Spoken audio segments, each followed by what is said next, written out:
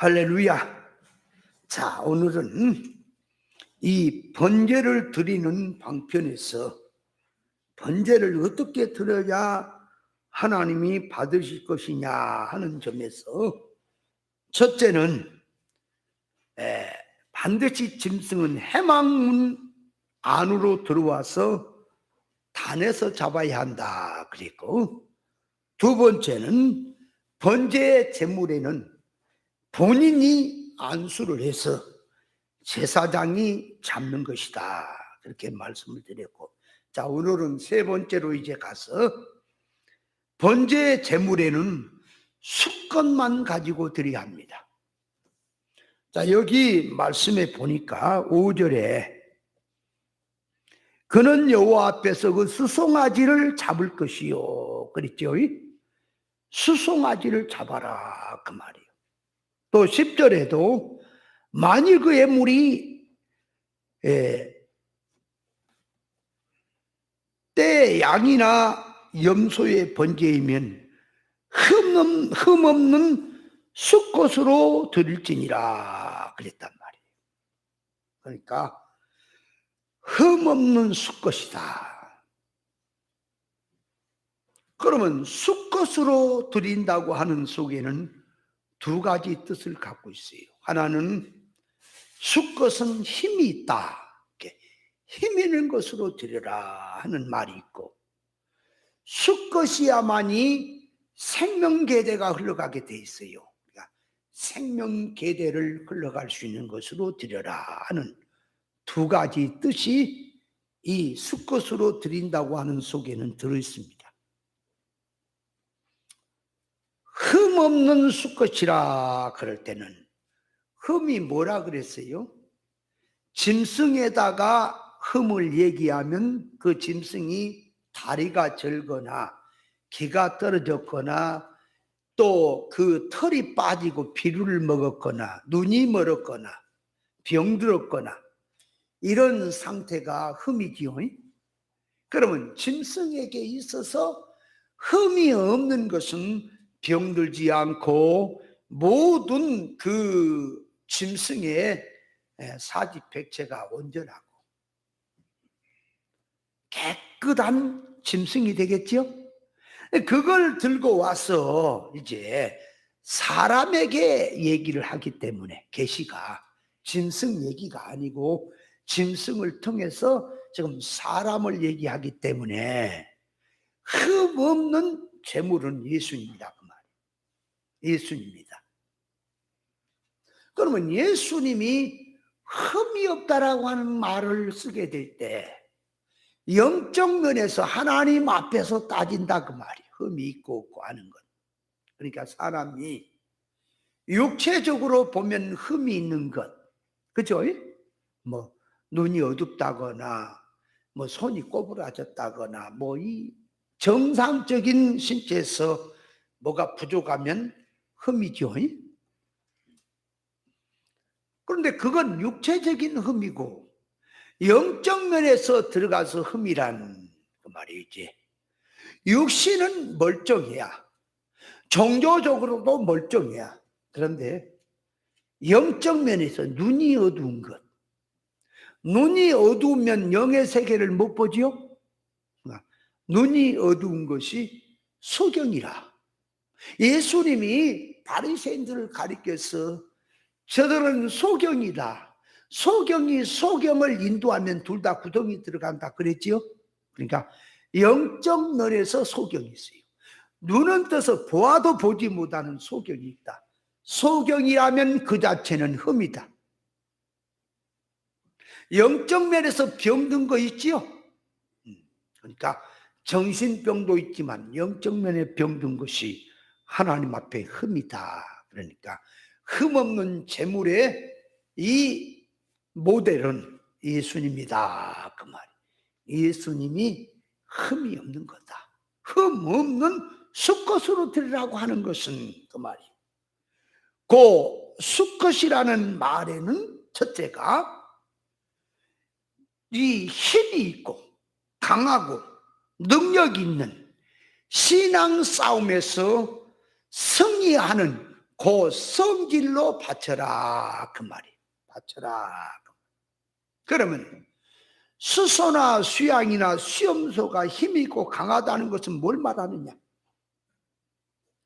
그냥 힘 센 것으로 말하면 사나운 맹수, 사자가 힘이 세고 코끼리가 힘이 세고, 그렇죠? 이 호랑이나 뭐 일이나 늑대 이런 짐승들이 더 힘이 세겠지요.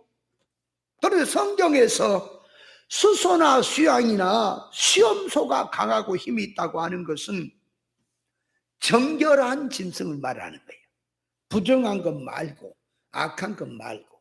그러니까 그걸 들고 육신 물질적인 면에서 힘이 아닌, 세상 것에 대한 힘이 아닌 영능을 말하고 영적인 면에서 힘을 말하는 거예요. 그러니까 거룩성의 힘. 여러분, 거룩성의 힘은, 거룩은 구별이지요. 그렇죠? 구별하는 것이 거룩이요. 그러니까 거룩의 힘이라는 말을 쓸 때는 누가 더 구별 분별을 잘하느냐 하는 면이, 그게 힘이고 능력이다 그 말이에요. 무조건 뭐 힘이 있다? 거룩성에 힘이 있다고 하는 말은 이 신앙 믿음의 힘, 진리의 힘, 영적 면에서 힘이 강하고 능력 있는 것을 말한다 그 말이에요. 그러니까 같은 말이라도 이 말을 쓰는 개념이 달라요. 무조건 힘이라 그러니까, 예수 믿는 사람들이 무조건 힘이라 그러니까, 교회가, 힘 있는 교회가 어떤 교회냐 그러니까 사람을 많이 세례 모이는 것이 힘이다, 목회. 그런 세상에서 말이지, 하나님 앞에서 그거 따져봐라. 예수님께서는 오병이어를 일으키고 역사를 일으켜 수많은 무리가 따르죠. 근데 예수님은 뭐 하는 거냐? 그래, 사람을 세우는 일을 한다고 말이에요. 하나님 앞에 사람을 세우는 일을 하는 거예요. 사람 많이 세례 모아서 의사의식 하는 게 아니고 사람을 창조 목적에다 하나님의 의사 기준에다가 세우는 것을 한다고 말이에요. 그러니까 예수님이 옳은 교훈을 가리고 그 많은 무리에게 가르치지요. 내가 하늘에서 내려온 산떡이다. 나를 먹어라. 나를 먹어야 산다 그랬더니, 말귀를 못 알아먹는 저들은 예수님을 갖다가 이상한 말 한다고 도망가 버리잖아요. 다 도망가 버리지요. 그런데 제자들도 다 도망가니까 마음이 썰렁해서, 야, 저 많은 사람이 왜 다 도망가는가 하고, 제자들은 사람이 많이 모아지니까, 야, 성공했다, 힘이 있다, 야, 좋다, 주님 따를 만하다, 그런 상태에서 다 떠나버려.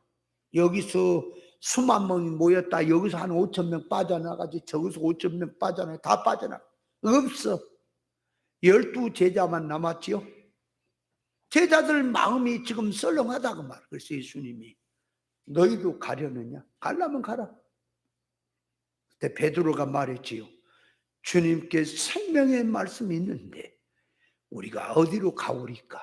그러니까 다 많은 사람이 모여들어도 결국은 진리 생명을 붙든 자만이 남더라. 시험이 와서, 환난이 와서 다 세상으로 가버려. 다 떠나버려. 끝까지 남은 자가 능력 있는 자예요. 진리를 붙들고 끝까지 남는 자가 능력자라 그 말이에요. 그래서 진짜 능력자는 누구냐? 성경에서 말하는 능력자는 누구냐? 하나님을 가장 많이 닮은 사람이 능력자인 거예요.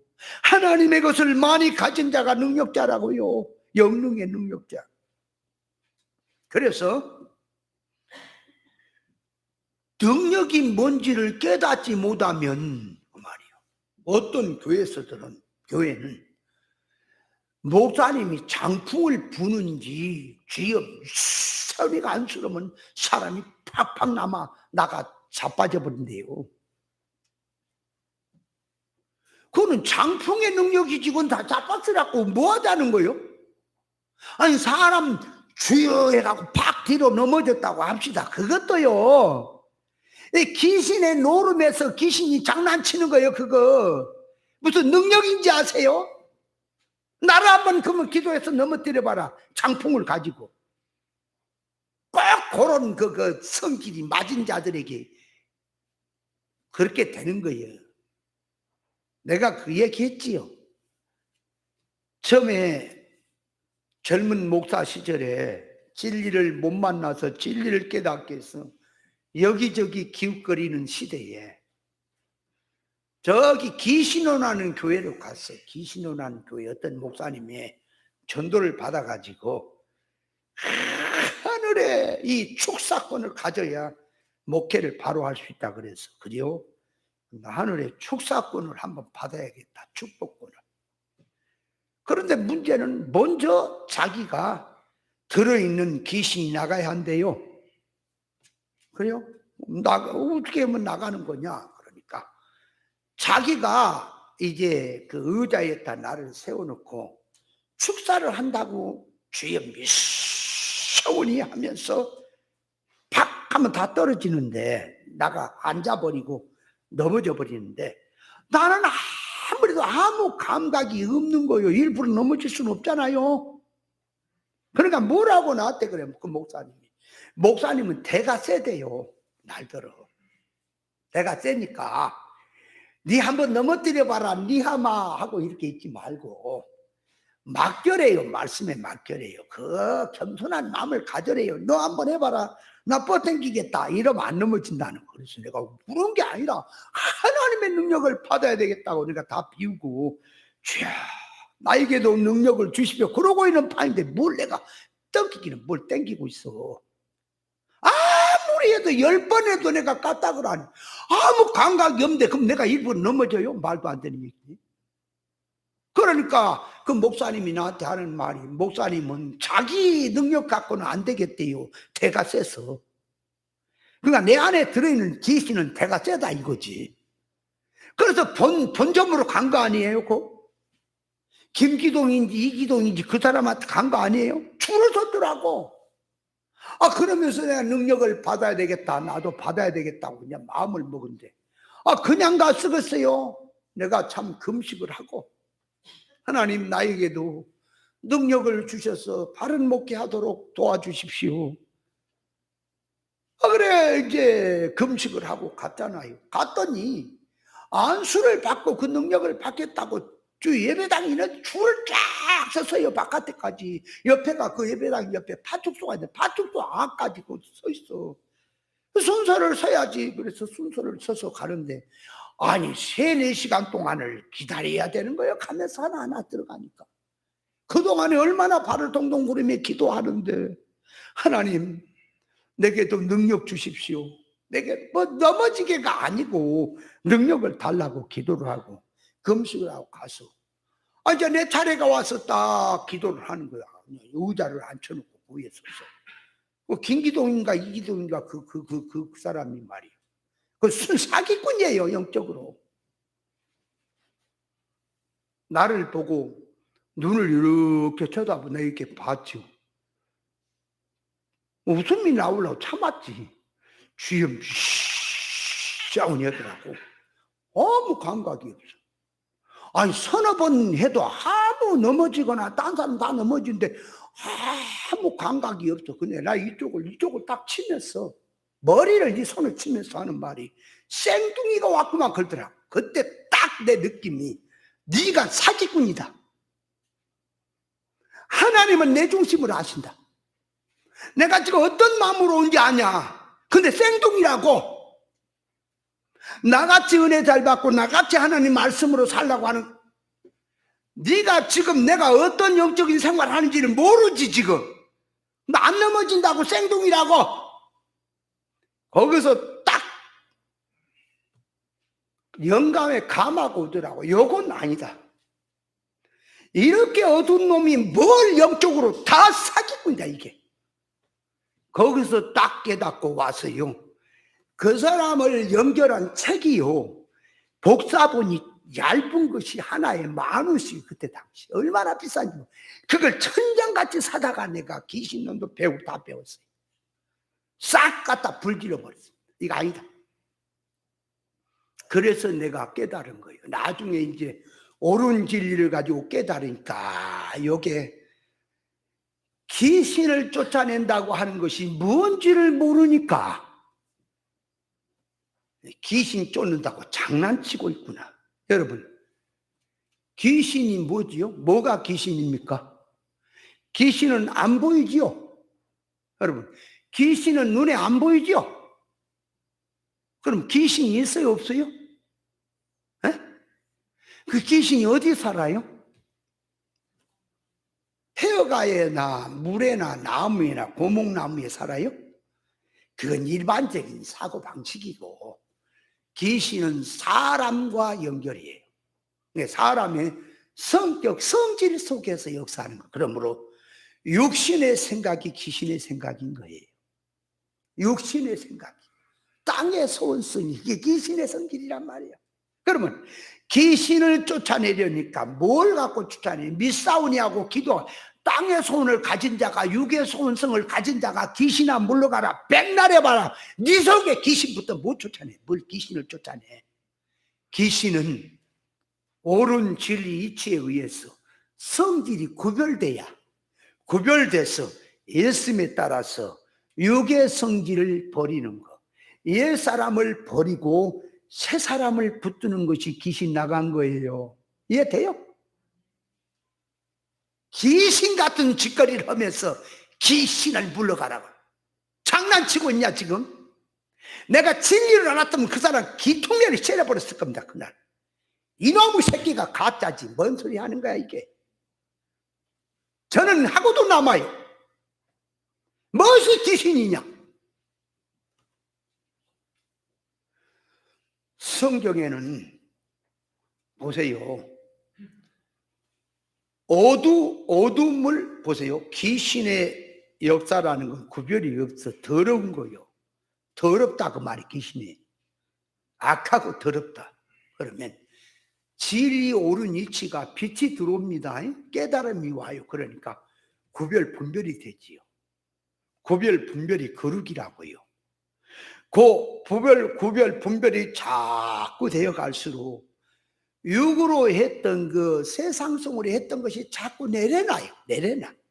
내려놓고 하나님 앞에 알차게, 그 말 알차게 본질 사상으로 자꾸 안착이 들어가는 거예요, 신앙. 그래서 참 신앙은 바깥에서 뭐 어쩌고 저쩌고 뭐 찌개 들고 뭐하다 그렇게 가는 게 아니야. 뜨거움이란 속에서부터 일어나는 거예요. 속에서부터. 하나님의 의사를 놓고 보니 내가 비틀어졌다. 하나님의 뜻은 이런데 나는 이렇게 살고 있다. 주님의 기준인데 주님은 이런 속성으로 나는 이렇게 살고 있다. 그걸 비치니 남을 볼 새가 없어요. 나를 붙들고 회개하는 거예요. 그러면서 성경이 이렇게 말합니다. 지혜에는 하나님 지혜도 두 가지가 있지요. 세상 관원의 지혜가 있고 성령의 지혜가 있는데, 이제 관원의 지혜는 빼불고 성령의 지혜를 놓고 성경은 말합니다. 하나님의 지혜는 어린아이가 되지 말고 장성한 사람이 되라. 악에는 어린아이가 되라. 그렇게 말씀이 있죠. 그러니까 지혜 면에서 능력자가 누구냐 그 말이에요. 장성한 사람이요, 지혜에 대해서. 그러니까 어떤 사람이 능력자냐 그 말이에요. 그래서 능력이란 말 속에도 물질의 힘, 능력이 있고 영적 면에서 영능의 힘이 있는 거예요. 그러면 영적 면에서 힘이 있다고 하는 것은 무엇이냐 그 말이에요. 무엇을 말하냐? 영적 면에서 힘이라고 하는 것은 세상 약한 것과 비교를 해서 능력이 있다는 게 아니고 죄를 이길 수 있는 능력, 불의를 이길 수 있는 능력, 또 거짓과 사망을 이길 수 있는 능력. 그러면 그것이 여러분 죄를 이기는 능력, 죄를 이기는 게 능력이요. 그럼 죄는 어떻게 이겨요? 예수님 말씀했지요. 예수님 부활하시고 나서 한숨을 쉬시며 성령을 받아라. 제자들이 말했죠. 그래서 너희가 가서 네 죄든지 사면 사해질 것이다. 그러면 그것은 인간 자기 자작으로 자기 생각으로 그렇게 하는 겁니까? 예수님이 주신 하늘의 권세, 성령과 진리로 무장된 상태가 죄를 사한다는 것입니까? 죄를 사는 게 능력이에요. 그러면 죄를 살라니까 죄를 알아야겠지요. 죄가 뭔지를 알고 죄를 회개해야 죄가 사해지지. 죄를 모르는데 뭘 죄가 사해집니까? 여러분, 죄 사함의 권세가 뭐예요? 구원파에서는 죄 사함의 권세라고, 거듭남의 권세라고, 죄가 뭔지도 모르면서 죄 사함의 권세를 얘기하면 죄가 사해지는 겁니까? 네 죄가 사해졌느니라 그러면 죄가 사해지는 거예요? 여러분, 죄는 죄를 알고 회개하는 사람이 죄 사는 은혜를 받는 거 맞습니까? 그렇다면 제가 뭐라 그랬어요? 죄라고 하는 것은 이 종별적으로 기도했니 안 했니, 나먹을 떼어먹었니, 거짓말했니, 약속 안 지켰니, 이건 종별이에요. 진정한 죄라고 하는 것은 하나님의 기준에서 따지는 거다. 죄는, 악과 죄는 하나님의 의사 적중을 놓고 그 말이에요. 의사에서 따지는 거예요. 그래서 죄란 말은 그 관역을 놓고 화살을 쏘았는데 관역에서 빗나간 걸 죄라 하말티아라. 악이란 말은 이 트랩이라는 원 중심에서, 이 중심에서 자꾸 이 길로 빠져나가는 것을 악이라. 그러니까 악과 죄의 기준은 하나님이다 그 말이에요. 하나님의 의사 적중의 뜻이 정상이다. 그러면 자, 내가 지금 기도하는데 하나님의 의사에 맞지 않는 기도는 죄요. 내가 설교를 하는데 하나님의 의사에 맞지 않는 설교를 하는 자체도 설교해도 죄요. 이해돼요? 제가 뭔지는 알고 얘기를 해야지. 그러므로 옳은 진리를 깨닫지 못했다면 설교하지 마라. 죄다. 그럼 어떻게 할 거예요? 언제 다 깨닫고 할 거예요. 그러니까 옳은 이치를 받았어. 옳은 이치를 깨달아서 붙들고 해라. 네가 못 깨달아도 옳은 이치를 말하는 그걸 배워서 깨달아서 해라. 옳은 이치를 주어도 듣지도 않고 어서 허접한 얘기, 말도 안 되는 얘기, 이치에도 맞지 않는 얘기를 성경을 들고 말한 자체가 죄고 악이에요. 하나님의 마음은 지금 보세요. 영 잘되게 하시려고 만물을 자꾸 돌리시고 역사하는데 인간 자기는 만물을 머리에다 놔두고 하나님은 발에다 놔 이용물로 들어가서 세상을 키워서 영광 돌리겠다고 하는 자체가 악이란 말이에요. 하나님 앞에서 악이 뭔지는 알고 얘기를 해야지. 깨달음이 없으면 악이 뭔지 죄인지가 모르면서 죄를 펑펑 짓고 악한 짓을 아주 대악을 행하면서도 하는 말이 나처럼 해봐라 이렇게 영광 돌린다 그러고 있는 거예요. 여러분, 비진리 땅의 복음 세상을 가지고 교회를 크게 일으킬수록 악입니까? 죄가 더 큽니까? 세상엔 성공이라 그러고 능력 있다 그러겠지. 그래, 하나님 앞에 가봐라. 어둠을 이길 수 있는 것은 빛입니다. 사망을 이기는 힘은 생명입니다. 원수를 이길 수 있는 힘은 아가페예요. 사람이 원수를 이길 수 없어요. 마귀 사탄이를 사람 자기 능력 갖고 못 이겨요. 하늘의 권세 주님의 것을 가져야만이 마귀 사탄을 이기지요. 베드로가 성령의 가마를 가지고 신앙 고백할 때에 주님은 말씀다. 네 신앙 고백에다가 내가 교회를 세우겠다. 그 신앙 고백에는 음부의 권세가 이길 수가 없다.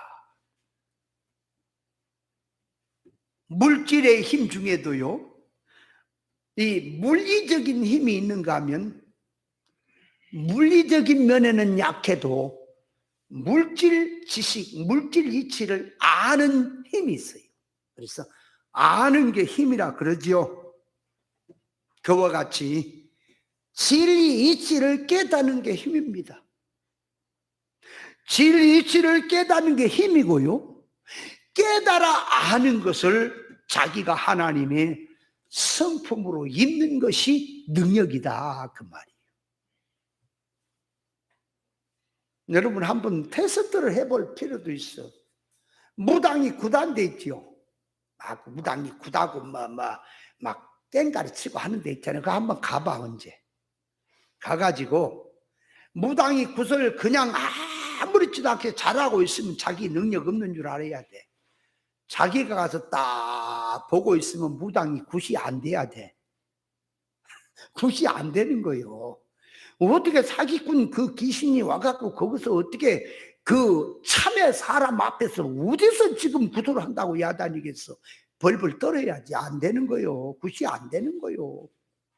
뭐 있거나 말거나 굿을 잘하고 있으면 하나님 내가 능력이 없는 모양입니다. 그래야 돼. 여러분, 이 오솔이라는 놈이 그런다 그런다. 곰이라는 놈도 그런다 그런다. 가을게 실컷 뜯어먹고요, 실컷 먹고 겨울을 이겨내려고 온 몸이 기름으로 무장을 해. 실컷 먹고. 그래서 내가 이게 겨울잠을 이길 수 있나 못 이기나 하는 것은 어떻게 테스트를 하는 거 하니까 바위 있잖아. 바위나 나무 위에 올라가서 떨어져 본대. 바닥에 밑에 잔디밭 이런데 풀밭에 떨어져 보면 아프면 아이고 이게 겨울 못 나겠구나, 더 먹어야 되겠구나 그러고, 안 아프면 이제 됐다 그런데요.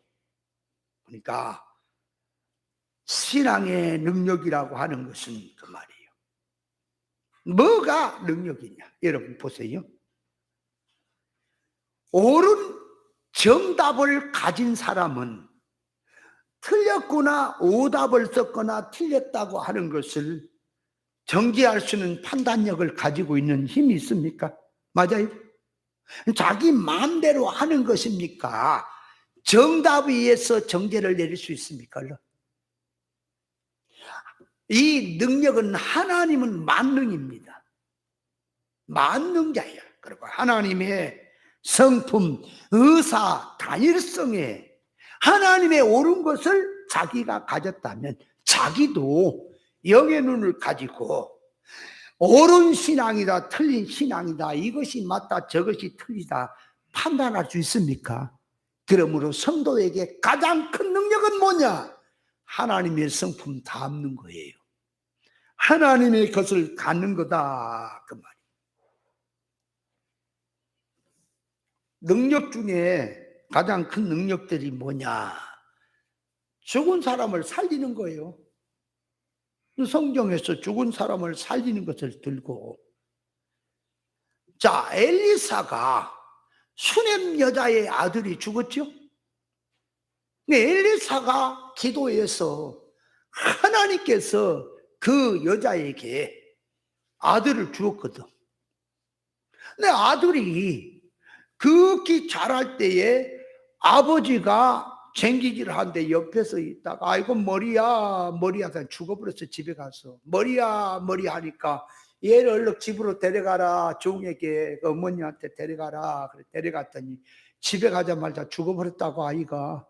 그러니까 수넴 여자가 아이가 죽으니까 안 보이지요 뭐가. 그래서 엘리사 선지자를 향해서 종에게 사환에게 나귀를 몰아서 달려갔죠 산에. 엘리사가 이제 그 집에 왔지요. 게하시에게 뭐 지팡이를 갖다 놔도 호떡도 없지요. 왔어요. 엘리사가 어떻게 그를 살리지요? 다 사람이 없는 속에서 이리저리 집을 돌아다니더니 아이 위에 코는 코, 입은 입, 손은 손 이렇게 되면서 아이를 살리는 게 뭐냐? 엘리사에게 있는 능력이, 엘리사가 가진 눈, 엘리사가 하는 말, 그러니까 그것이 표면적으로 볼 때는 그냥 뭐 신체 접촉의 안수처럼 보이지만 그거는 하나 표현이고, 영적인 계시는 우리에게 뭘 말하냐면, 자, 옳은 진리 깨달은 영능의 사람의 입이 저 사람 입과 같이 대진다고 하는 것은, 입이 하나 된다는 것은 말이 같은 거예요. 나가는 교훈, 보는 눈, 각도, 듣는 귀, 활동하는 손, 모든 것이 전심전력, 전인격이 아이에게 들어간다 그 말이에요. 그래서 살리는 거예요. 여러분, 죽었다고 하는 게 뭐라고요? 하나님과 자연 목숨 끊어지고 하나님과 끊어지고 영적 생명이 끊어져 있는 거, 성장이 안 되는 게 죽었다 그랬죠? 죽은 것은 옳은 진리를 들음으로, 그 말이에요. 옳은 진리를 들을 때에, 자, 귀가 그 소리를 듣지요? 그러면 말하는 이 교훈하는 말씀과 듣는 귀가 하나가 돼야 돼. 그 들을 귀가 생겨야 그 말 것을 알아먹어. 그러면 그 들을 귀가 같이 열려지니까, 아, 무슨 뜻이구나 하는 것을 알아먹었죠? 알아먹으니까 이제 눈으로 보는 가치 판단이 달라지는 거예요. 구별이 되는 거예요. 그러면 나가는 말이 같아지는 거예요. 소원이 같고 뜻이 같아지는 거예요. 그 교훈과. 그래야 살아난다 그 말이에요. 죽은 아이가. 왜 아이가 죽었습니까? 이유가. 아이가 왜 하나님께서 주신 아이인데, 선지자를 통해서 하나님이 주신 아이인데 어째서 아이가 죽었어요? 왜 머리가 아프다고 죽었어요? 이 아이를 키울 때 그 말이에요. 하나님이 주신 자녀면 믿음으로 키워야지. 하나님이 주신 자녀를 신앙으로 키워야지. 육으로 키웠다고 말이에요. 육으로. 머리에다 뭘 집어넣어서 키웠겠어요? 세상 집어넣지. 너 1등 해라 세상에서. 너는 성공자가 되라. 머리를 키워. 그렇게 키워놓으니까 머리가 아파서 죽은 거지요.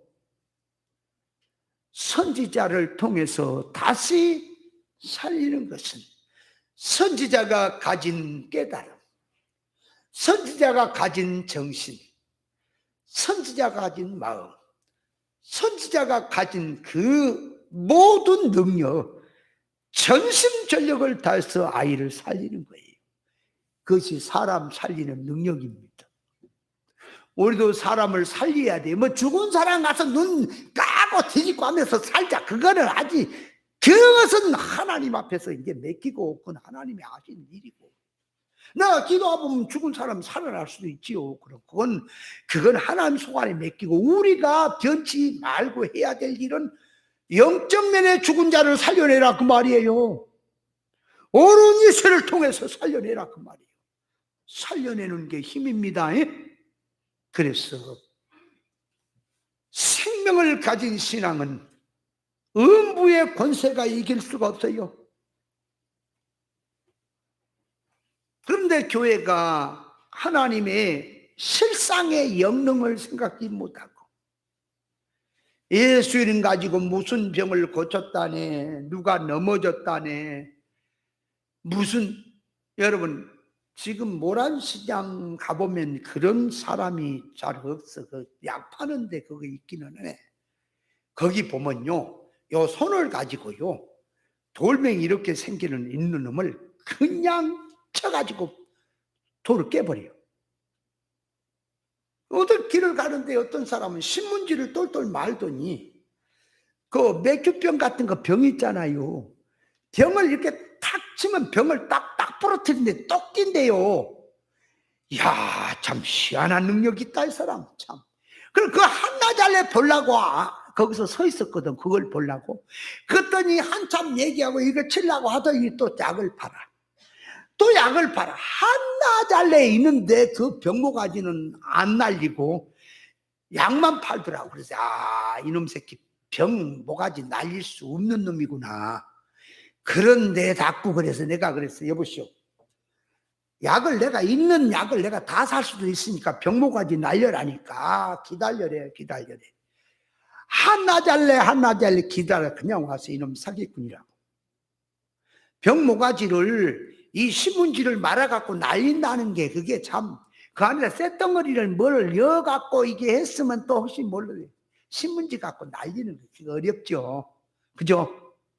몰라. 또 나중에 날렸는지는 모르는데 내가 느낌이 그렇더라니까. 내가 얘기했어. 그거 날려라. 지금 언제부터 지금 몇 시부터 지금 내가 지금 4시간을 지금 보고 있는데 병모가지 날릴 걸 내가 보는데 뭐 안 날리고 왜 그러고 있냐면 내 약만 파냐. 내가 약 그거 다 살 수 있어. 병모가지부터 날려. 그러니까 날더러 기다려래. 급하지 말고 기다려래. 아니 한참도 기다리고 맨 고집거리만 하고 있으면 모란시장에는 뱀을 놓고 뱀이 막 다리가 나쁜데 다리가 이렇게 뱀 다리가 어떻게 배 있는 데를 누르니까 다리 같은 게 또 나오기도 하더라고. 그런 거야. 세상에서 혹 있다 할지라도 엄청난 힘을 가진 사람이 있다 할지라도 그건 물질의 것이 세상 것이에요. 기도해서 주여 미싸우니 하고 사람이 넘어졌다고 합시다. 넘어진 거 뭐가 달라요? 여러분 넘어졌다고 사람의 인격적으로 뭐 달라진 거 있어요? 그 사람 아주 현혹하는 사기치는 짓거리들이지. 그 넘어져서 뭐 할 거예요? 기도해서 넘어졌다고. 내가 얘기했지. 어떤 교회 거짓것 하니까 그렇게 커졌지. 부목사가 9명인가 된대요. 엄청 크지. 그 목사님이 다른 목사들은 다 넘어졌는데 이게 하나 둘은 목사가 안 넘어진다. 기도해도 미싸움에도 장풍을 날려도.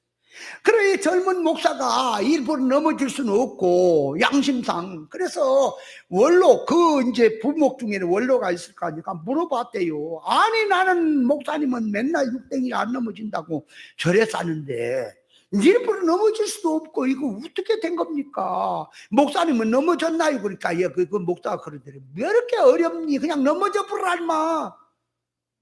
왜 이렇게 어려워? 그냥 넘어져 버리면 되지. 아 그런 겁니까? 그래서 나중에 그냥 넘어졌대 일부러. 그랬더니 그때부터 능력자가 된 거예요. 넘어지면 0땡이, 안 넘어지면 6땡이. 그런 겁니까? 그거 뭐 따서 먹는 거예요 그거?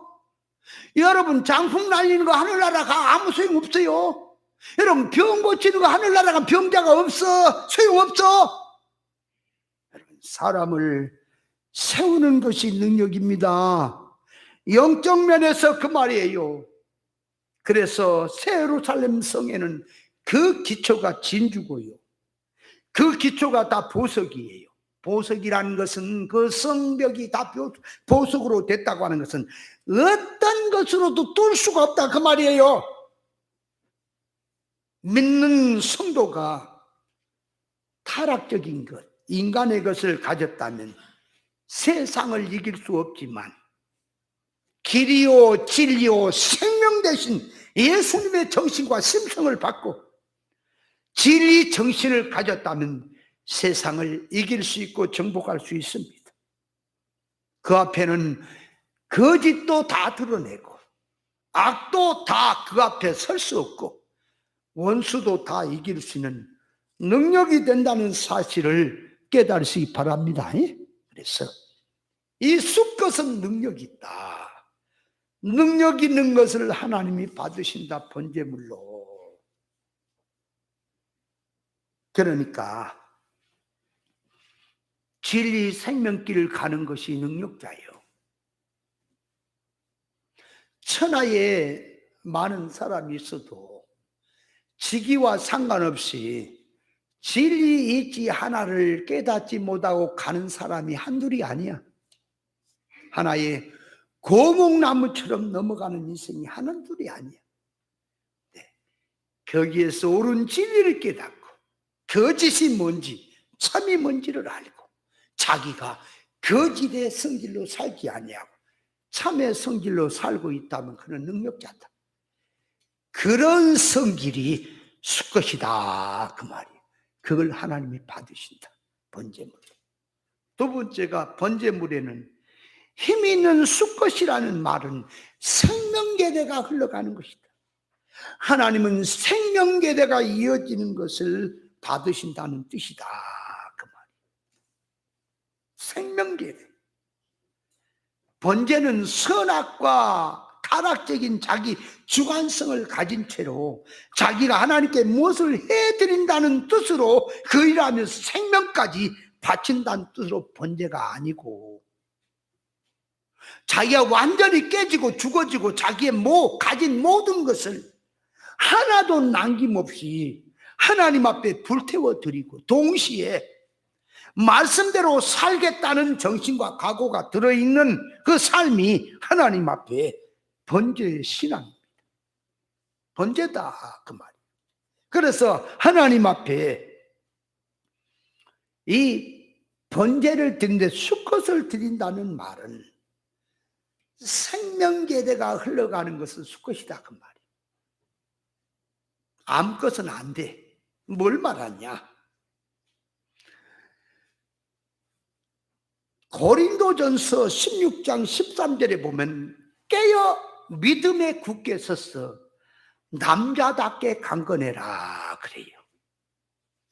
하나님께서 이스라엘 백성에게 생명의 법을 가르쳐 주신 것은 생명 이 계대의 유전은 여자가 아니라 남자를 통해서 흘러간다고 하는 것을 보여주고 있어요. 수컷을 바치라고 하는 것은 그걸 염두에 두고 하나님이 바치라는 거예요.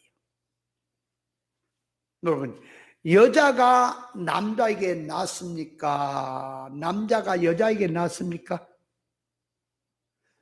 눈에 보이는 걸 보면 여자 어머니를 통해서 아들, 딸이 나지요. 그러나 근원으로 들어가면 아담을 하나님이 당신의 형상으로 빚으시고 생기를 코에 넣어서 지었죠. 아담은 하나님이 직접 지었지만 하와는 아담의 갈비뼈, 잠들게 해서 갈비뼈를 취해서 하와를 짓지요. 그러므로 자, 여자가 남자에게 나왔어요? 남자가 여자가 나왔어요? 여자인 하와가 아담이란 남자로부터 나온 거예요. 그게 성경의 원리입니다. 아담으로부터 하와가 나왔어요. 그러면 하와를 통해서 가인도 아벨도 낳지요. 그러나 하와로 통해서 낳지만 하와는 하나의 밭과 같은 것이요. 밭. 아담이 씨와 같다 그 말이에요. 아담을 통해서 하와의 몸을 빌려서 가인과 아벨을 낳는 거지요. 그러니까 자, 남자는 하나님으로부터 직접 받는다는 의미고 여자는 아담으로부터 받는 것을 말하는 거예요. 그러니까 생명계대는 그 말이에요. 아들로 이어진다고 하는 것을 보여주는 것은 남자는 목적이고 여자는 수단이라는 것을 보여주고 있어요. 그래서 번제물에 암것을 바치지 못한다는 것은 성도 누구든지 생명운동 하는데 영물이 되어서는 그것은 번제물이 안 된다. 주인공이 돼야 한다 그 말.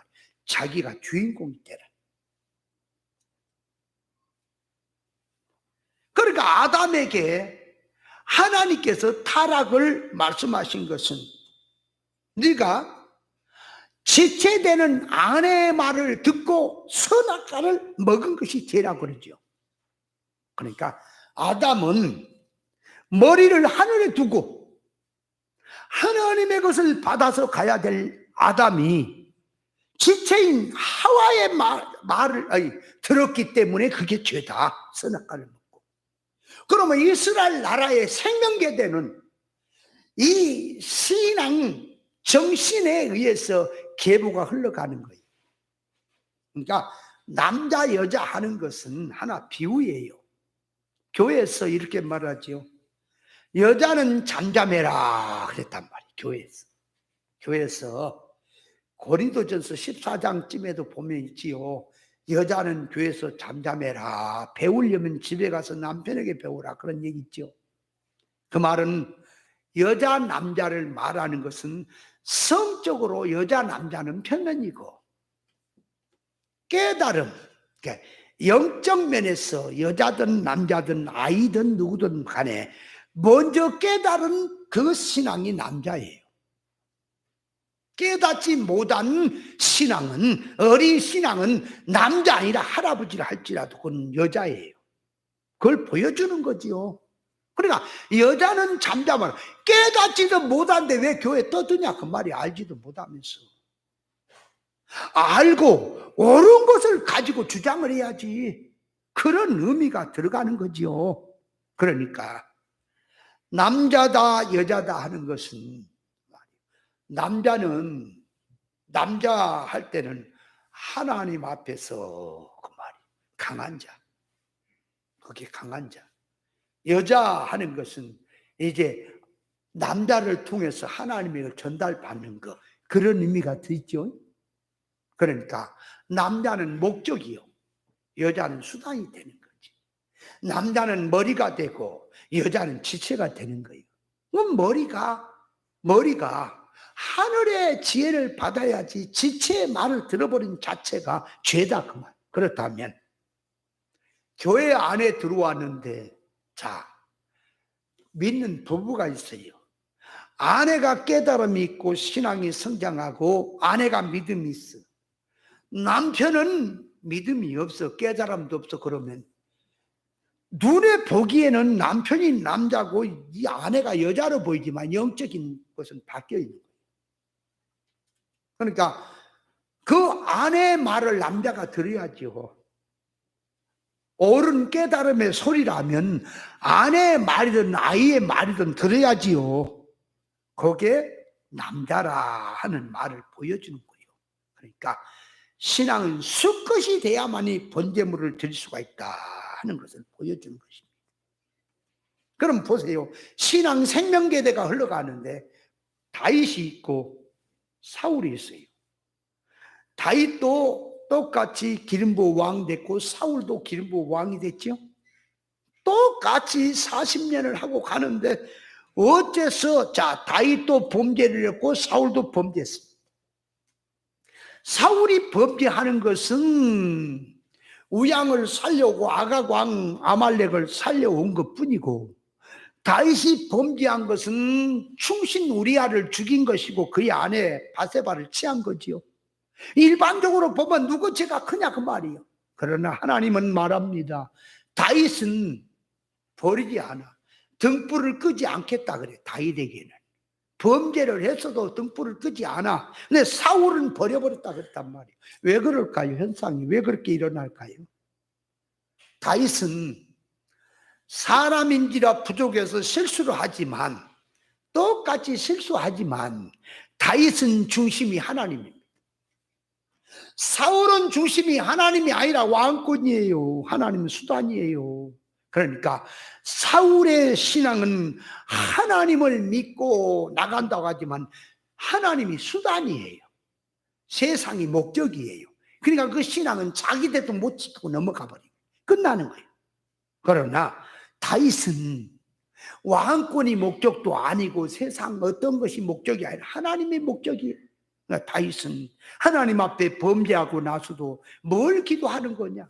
왕권 지키게 해주세요. 백성들로 떠나지 않게 해주세요. 그렇게 하는 게 아니라 다윗은 하나님 앞에 나를 떠나지 마소서. 나를 여호와 하나님의 집에서 내쫓지 마시고 성령을 거두지 마시고 나를 모른다고 박대하지 마십시오. 나를 붙들어 주셔서 내가 죄를 지었나이다. 회개를 하는 거지요. 그러니까 자, 같이 범죄를 하고 난데 사울왕은 자기 왕권 지켜달라는 거예요. 하나님 앞에, 선지자 앞에. 다윗은 왕권이 아니라 하나님 떠나지 말게 해달라는 거예요. 그러니까 신앙이라고 하는 것은 다윗에게는 생명의 씨가 있는 것이고 사울은 생명의 씨가 없어요. 수단으로 붙들고 가는 거예요. 그러니까 자기 대도 못 지키고 그 모양이 된 거다. 오늘 우리에게 신앙으로 말하도 어떤 신앙이 참 신앙이고 힘있는 신앙이냐? 진리 깨달음이 와야 돼요. 진리 깨달음이. 그래야 어떤 시험 유혹이 와도 진리를 떠나지 않지요. 직분하고 상관이 없다니까요. 가다가 너 하나님을 붙들래? 돈을 붙들래? 난 하나님 붙들랍니다. 너 가다가 진리를 붙들래? 비진리를 붙들래? 저는 진리를 붙들렵니다. 어떤 것이 죽음이 나를 기다린다 할지라는 진리 붙들려다가 내가 죽으렵니다.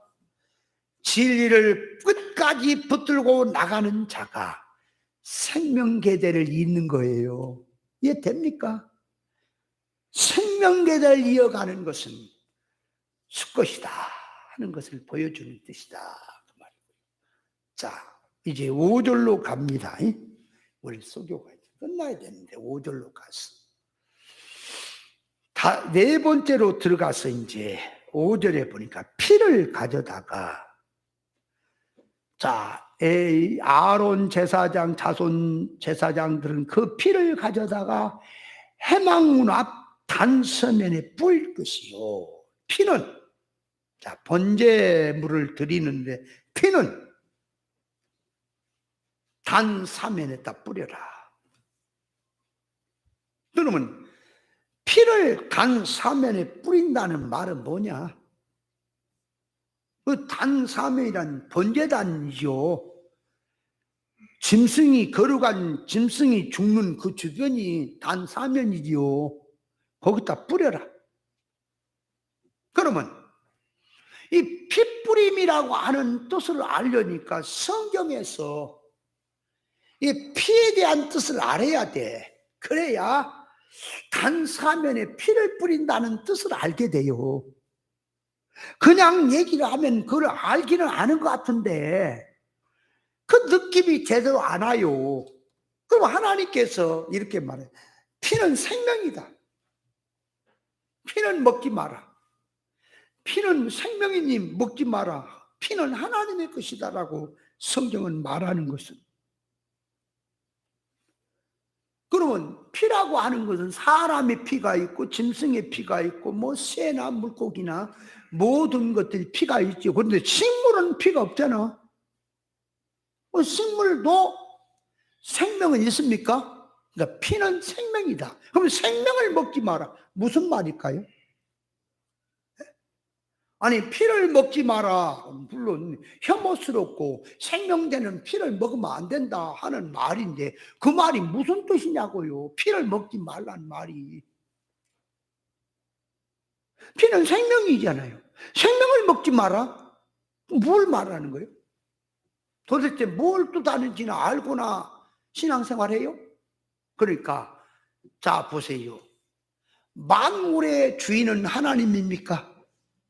하나님이 지었으니 하나님이십니까? 그러니까 만물의 모든 만물, 그러니까 사람이든 짐승이든 식물이든 뭐 돌멩이든 뭐든지 지어놓은 그 지어놓은 목적이 있습니까?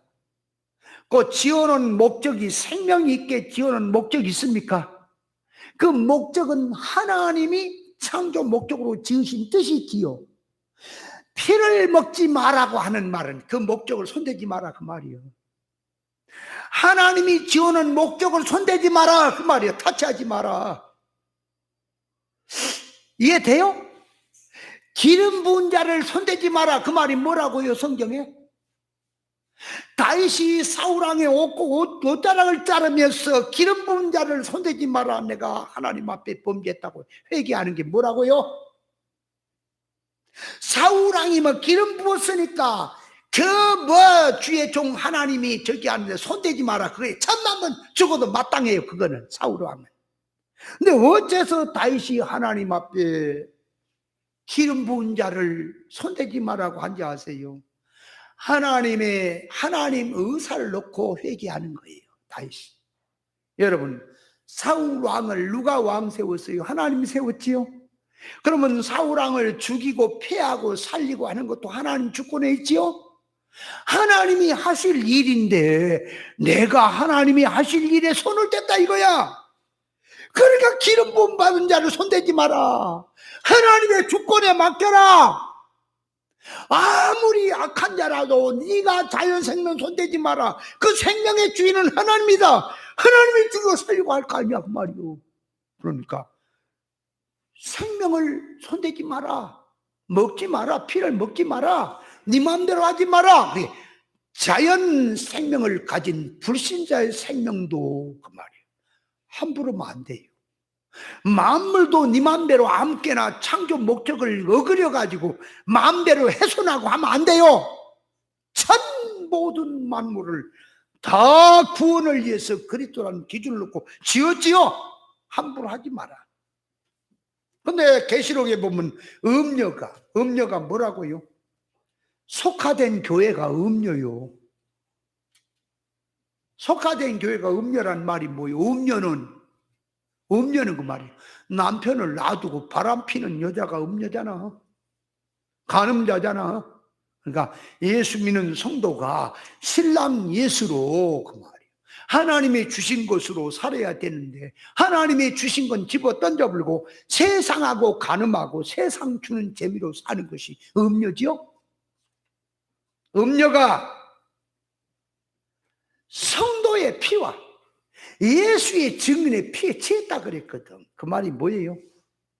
여러분 성도 예수의 증인 종들이나 성도에게 있어야 될 것은 그 말이에요. 진리 정신입니다. 그래서 성도들이 진리를 들으면 진리로 말미암아 성장이 있는 겁니다. 신앙 성장. 그런데 교회가 교인들을 일을 잔뜩 시켜놓고 시켜먹고 등골이 빠지도록 충성 봉사라고 시켜놓고 아무것도 주지 않아. 깨달음을 주지 않았습니다. 성장이 되도록 준 것이 없습니다. 등골만 빼먹었어요. 그게 피를 마시는 거예요. 피라고 하는 것은 그 사람의 전 모든 인격이잖아. 충성 봉사했습니다. 하나님을 섬겼습니다. 하나님을 섬기고 진리를 듣고 했으면 성장이 있어야 되고 깨달음이 있어야 될 거 아니에요. 근데 깨달음을 하나도 안 줬어요. 세상 일만 시켰어요. 등골 빠지도록 했어요. 그게 피를 먹는 거 아닙니까? 비진리 종들이 다 피를 마시는 것이고 비진리 교회가 성도의 피를 마시고 좋아하고 있잖아요. 할렐루야 하고. 깨달음이 없어. 성장이 없어. 음료의 피에 취했더라. 음료가 성도의 피에 취했더라. 피를 마시면 백성 중에 끊어진다 그랬지요? 우리가 예수 피 마셨잖아. 그죠? 예수 생명을. 그러므로 나는 세상이란 세상으로부터 끊어진 거예요. 새 생명을 얻은 거지요. 그래서 피를 마시는 것, 그 말이에요. 뭘 말하는지. 그러면 피를 또 바른다는 의미는 뭐냐? 바른다는 것은 유월절 때 보면은 양의 문설주와 문인방에 피를 발랐지. 양을 잡아먹고. 그죠? 그 양은 예수입니까? 양이 예수님 맞지요. 그러면 양 피를 갖다가 인방과 물선주에 발랐다는 말은 예수 생명이잖아. 예수 생명으로 그 말이 사람으로 보면 너희 이마에나 네 마음에나 네 정신에나 네 모든 삶 속에 예수 피로 그 말이에요. 예수 정신으로 덧입어라. 바르는 거 덧입는 거예요. 발랐다 덧입었다 그 말이에요. 하나님의 성품으로 덧입어라. 예수로 덧입어라. 덧입으면 죽음이 장자를 죽이는 재앙이 넘어간다 그 말이에요. 넘어간다 그 말이에요. 그러므로 성도가 예수 피를 바르는 것은 첫째가 기본구원 차원에서 죄와 사망에 죽어있던 상태에서 그리스도의 십자가 구속을 입고 구원받는 것이 피를 바른 거예요. 구원받은 그는 사망이 절대 지옥으로 이제 끌고 갈 수가 없습니다. 왜? 예수 피가 있기 때문에. 이를 구원 차원에서 이제 2단계로 들어가면 피를 바른다는 것은 뭐냐? 땅의 속은 육의 것으로 들어있는 것을 성령과 진리로 하늘의 것으로 바꾸는 것, 하나님의 성품을 입는 것이 거기에 피를 바르는 것입니다. 그래서 예수 피가 모든 죄에서 우리를 깨끗게 할 것이라 그랬지요.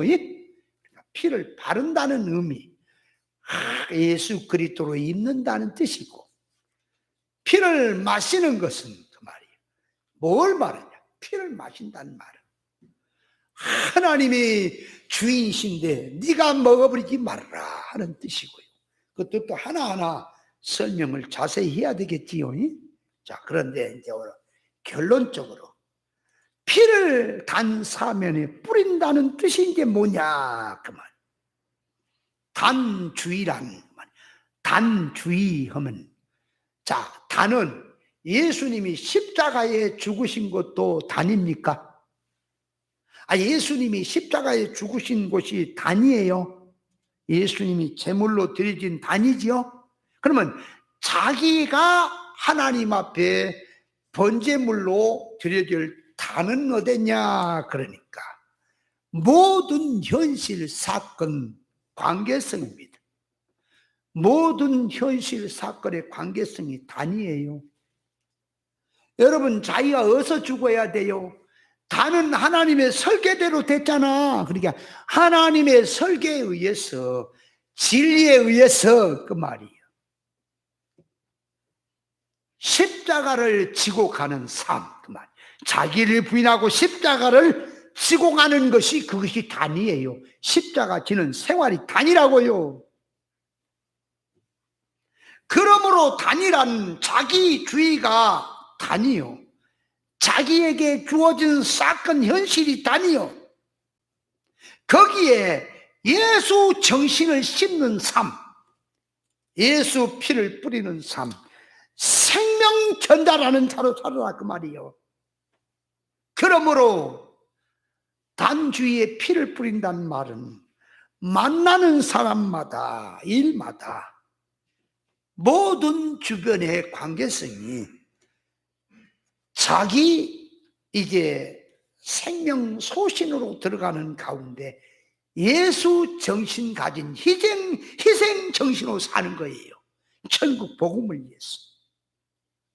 그래서 단사면에 피를 뿌린다는 것은 하나님의 말씀, 그 피는 예수 피, 생명을 상징하는 것이니 모든 교회 생활, 일반 가정 생활, 모든 관계성의 생활에서 하나님 앞에 산 제사로 드려지는 생활입니다. 여러분, 예배라고 하는 건 교회 1시간 나와서 예배 드리는 게 예배만이 아니에요. 자기 생활이 예배입니다.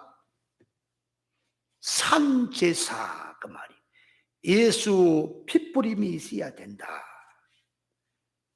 그러니까 핏뿌림 받았다고 하는 것은 1차적으로 예수 그리스도 구속을 입은 것, 두 번째는 하나님의 본질과 본성으로 자라는 면에서 계속적으로 생활 활동 면에서 핏뿌림을 자기가 받아야 됩니다. 그러므로 피를 뿌린다. 시간이 저렇게 또 다 가버렸냐 그래. 피를 뿌린다는 말은 그 말이에요. 단 주변에 피를 뿌린다는, 피는 뭐예요? 자기 노력, 자기 생명의 소신이란 말이에요. 생명을 다해서 희생적으로 사는 걸 말하는 거예요. 단 주변에 옳은 진리 정신을 가지고. 그러니까 이 요한계시록 6장에 보면 제단 아래 순교자들의 호소 소리가 나오죠. 순교의 생활이 그게 단에 피를 뿌리는 생활이다 그 말이에요. 순교의 생활이. 그럼 순교는 하나님이 진리와 천국 복음, 하나님의 말씀과 예수 그리스도의 증거를 위해 죽는 것이 순교지요. 순교는 하나님이 주셔야지 사건을. 그러나 우리는 산 순생의 생활을 할 수 있습니까? 그러므로 자기에게 주어진 생활 가운데서 그 말이에요. 계속해서 그 말이 삶 속에서 옛사람을 죽이고 새 사람으로 살아라. 자기에서 올라오는 모든 것들이 그 말이에요. 옛사람을 죽이고 새 사람으로 사는 삶이 순생애입니다. 그래서 바울은 날마다 나는 죽노라. 바울은 내가 관제와 같이 벌써 붐이 되고 하나님 앞에 다 드려졌다. 바울은 그러니까 머리에서 발끝까지 하나님 앞에 온전히 드렸단 말은 뭘 말하냐. 그러니까 뭐 손을 드리고 발을 드리고 뭘 드린다 아니라 정신이 옳은 이치를 딱 중심 놓고 구원을 위해서 사는 삶이 모든 몸을 드리는 거예요. 하나님께 드린다라고 할 때 세상으로 놓여져 가지고 하나님께 드릴 수 없습니다. 순교라고 하는 것은, 자, 이게 순교인지 순교 아닌지 한번 보세요. 옛날 그 김익두 목사라는 사람 있죠. 들어봤어요? 안악산골의 김익두 목사라는 말 들어봤어요? 깡패 전도하는 전도자 뒤게 패갖고 교회 가서 회개해가지고 이제 목사 됐다는 그 김익두 목사라는 사람이 있어. 김작두가 아니고 익두. 유명한 사람이요, 기독교에. 그 사람이 순교를 했다고 떠들었대는데 순교를 어떻게 했느냐 그러니까 어떤 사람이 그 얘기를 자세히 해주라고. 김익두 목사가, 그러니까 그 빨치산 부대들이 이제 물러가면서 할 때 이제 그런 잔재들이 남아있을 때 김익두 목사가 교회에서 이제 예배를 드리고 나오다가 교인들하고 대한독립 만세를 불렀대요. 그러니까 빨치산 부대가 가다가 성질이 나니까 요것들이 뭔 짓거리 아니냐고 도망가다가 그 교회 예배당에 쳐들어와서 따발총 갖고 쳐들어와 갖고 잡으려고 하니까 김익두 목사가 저 기도실로 그 옆에 예배당 옆에 기도실을 도망가다 잡혀서 죽었대요.